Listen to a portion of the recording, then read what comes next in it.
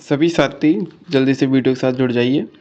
आज की ये कंप्यूटर की सेकंड क्लास होने वाली है। पिछली वीडियो के अंदर आप लोगों के कंप्यूटर की परिभाषा, कंप्यूटर का परिचय और कंप्यूटर के भागों के बारे में बताया था। आज की इस वीडियो में हम कंप्यूटर की विशेषता, कंप्यूटर की कमियां और कंप्यूटर का वर्गीकरण इसके बारे में पढ़ने वाले हैं। ठीक है साथियों, पिछली वीडियो में आप लोगों को समझ में आ गया होगा कंप्यूटर का जो सामान्य परिचय है वो तो, और आज ये सेकंड क्लास होने वाली है तो अपने साथियों के साथ में शेयर कर दे और चैनल को सब्सक्राइब कर लो। आप लोगों को यहाँ पर लगातार सारी सब्जेक्ट की क्लासें मिलती रहेंगी। ठीक है,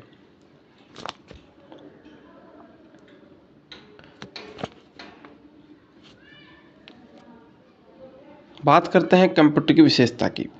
ठीक है साथियों, तो कंप्यूटर की विशेषता सबके पहले बात करते हैं कि कंप्यूटर है जो गति, यानी कि जो कंप्यूटर की गति होती है वो बहुत ही फास्ट होती है। मिनटों का काम सेकंडों में कर सकता है कंप्यूटर। ठीक है, तो ये इसकी विशेषता है। फिर स्वचालित ऑटोमेटिक काम करता है। इनपुट दे देंगे, उसके बाद मिनट दबाने के बाद में ऑटोमेटिक काम करेगा ये। मेमोरी इसकी याददाश्त बहुत अच्छी होती है। शुद्धता, एकदम एक्यूरेट आंसर देता है, गलती की कोई संभावना नहीं रहती है कंप्यूटर के अंदर। ठीक है, सार्वभौमिकता, तो ये सबको समान तरीके से देखता है। तार्किक, यानी लॉजिकली बात करता है। विश्वसनीयता, यानी सभी लोग इस पर विश्वास करते हैं कंप्यूटर के ऊपर। तो ये हो गई इसकी विशेषता। उसके बाद में अगर नोट लगाकर फैक्ट की बात करें तो गीगो मेथड, ये गीगो मेथड के ऊपर कार्य करता है, यानी कि गार्बेज इन गार्बेज आउट, कचरा डालोगे तो कचरा ही बाहर निकलेगा, यार ना। ठीक है, जो इसकी विशेषता है उसके अंदर आप इस पॉइंट को ऐड कर सकते हो फैक्ट डालकर या नोट डालकर। गीगो, GIGO, यानी गार्बेज इन गार्बेज आउट। ठीक है साथियों, उसके बाद में हम आगे बात करते हैं इसकी कमियों की, कि कंप्यूटर के अंदर कौन कौन सी कमियां होती है उनके बारे में हम लोग यहाँ पर बात करने वाले हैं। ठीक है, तो कमियों के अंदर सबके पहले बात करते हैं बुद्धिमत्ता की कमी, यानी कि इसके कंप्यूटर के अंदर बुद्धि की कमी होती है। ठीक है साथियों, उसके बाद में अपन बात करते हैं आत्मरक्षा की कमी। तो ये अपनी खुद की सुरक्षा नहीं कर सकता है, इसके साथ कोई भी तोड़ फोड़ कर सकता है, तो ये भी कंप्यूटर की कमी के अंदर ही आती है। उसके बाद हम बात करते हैं सामान्य बोध की कमी, यानी जो सामान्य ज्ञान है उसकी कमी है इसके अंदर। ठीक है, कन्वर्सेशन नहीं कर सकता है कंप्यूटर।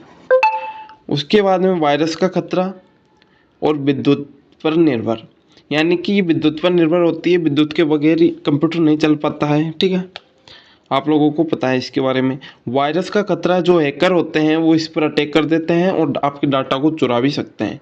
तो कंप्यूटर के अंदर ये कुछ कमियां हैं, ये मैंने आपको बता दी है, आप अपनी बुक के अंदर नोट कर ले और साथ ही साथ वीडियो को अपने साथियों के साथ में शेयर कर दे और चैनल को सब्सक्राइब करना ना भूलें।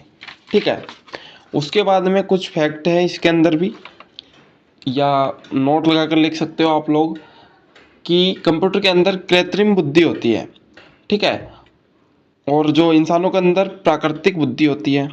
ठीक है, ये नोट लगाकर लिख सकते हो आप। आगे बात करते हैं कंप्यूटर के वर्गीकरण की।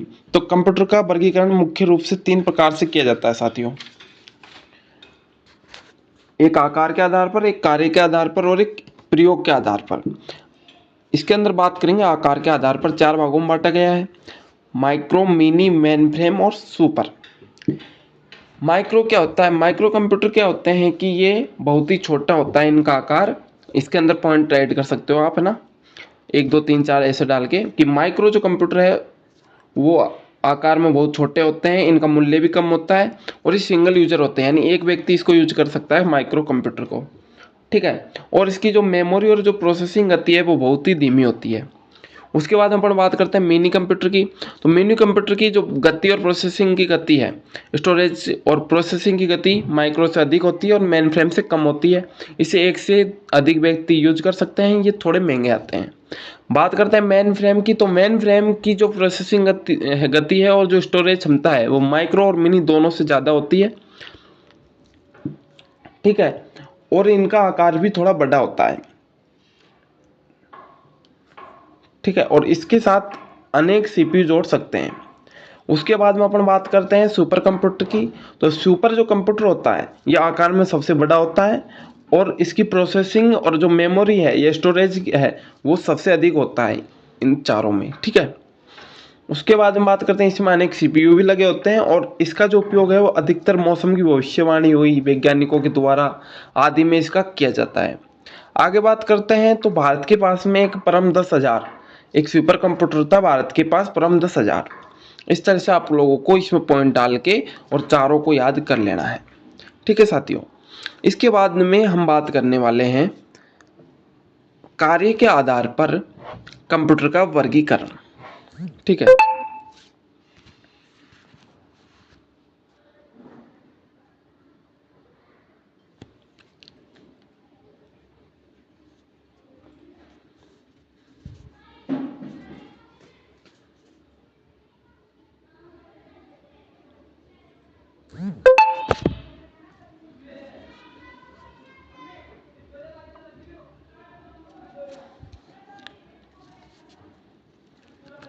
कार्य के आधार पर कंप्यूटर का वर्गीकरण।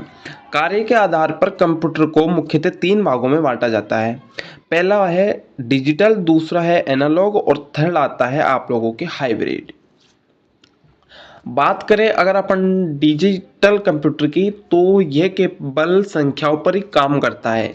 0, 1 और अनंत ये इस संख्या पर ही काम करता है या गणितीय संख्याओं पर ही काम करता है, ये उन्हीं की गणना के लिए बनाया गया है, ठीक है साथियों।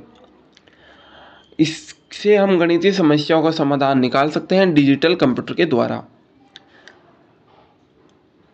उसके बाद में हम बात करते हैं कि इसका उपयोग कहाँ किया जाता है। तो इसका उपयोग जनसंख्या की गणना करने के लिए डिजिटल का जो कंप्यूटर है उसका उपयोग किया जाता है। बात करते हैं एनालॉग की। एनालॉग कंप्यूटर होता है वो गणितीय गणनाओं पर काम नहीं करता है, जबकि ये भौतिक गणनाओं पर काम करता है। ये भौतिक गणनाओं के उपयोग में इसका प्रयोग करते हैं, जैसे तापमान हुआ, ठीक है, गति हुई, विद्युत प्रवाह आदि को ज्ञात करने के लिए इसका उपयोग किया जाता है, ठीक है। ये इसके अंदर कुछ पॉइंट है वो आप लोग डाल लेना। हाइब्रिड की बात करते हैं तो हाइब्रिड जो होता है वो डिजिटल और एनालॉग दोनों प्रकार के कंप्यूटरों से मिलकर बना हुआ होता है। ये दोनों प्रकार के गुण इसके अंदर पाए जाते हैं, ठीक है।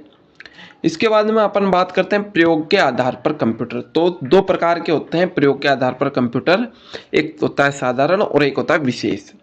बात करते हैं साधारण कंप्यूटर की। तो साधारण जो कंप्यूटर रहता है इनकी क्षमताएं अलग अलग होती है, ठीक है।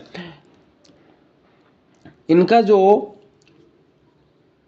कार्य करने की क्षमता होती है वो अनेक प्रकार की होती है, जैसे दस्तावेजों को छापना, या इसके अंदर अनेक सीपीयू लगे होते हैं साधारण कंप्यूटर के अंदर, और इसके अंदर सॉफ्टवेयर ऐसा सॉफ्टवेयर इंस्टॉल किया जाता है जिसको अपने अनुसार प्रयोग में लिया जा सके। ऐसे जो कंप्यूटर होते हैं उनको साधारण कंप्यूटर कहते हैं। उसके बाद में अपन बात करते हैं कि विशेष कंप्यूटर। तो विशेष कंप्यूटर होते हैं उनके अंदर ऐसा सॉफ्टवेयर इंस्टॉल किया जाता है पर्सनली यूज के लिए, विशेष यूज के लिए, ठीक है। जैसे अनुसंधान, मौसम विभाग या वैज्ञानिक, उनके लिए विशेष जो कंप्यूटर है वो बनाए जाते हैं, ठीक है साथियों। तो साथियों आप लोगों को यहाँ तक कोई प्रॉब्लम नहीं होगी, मैं आशा करता हूँ, और आप लोगों को लगातार वीडियो मिलती रहेगी एकदम सरल भाषा में, ठीक है। तो आप सभी लोग चैनल को सब्सक्राइब कर लो और अपने साथियों के साथ में शेयर कर दो। धन्यवाद, नमस्कार।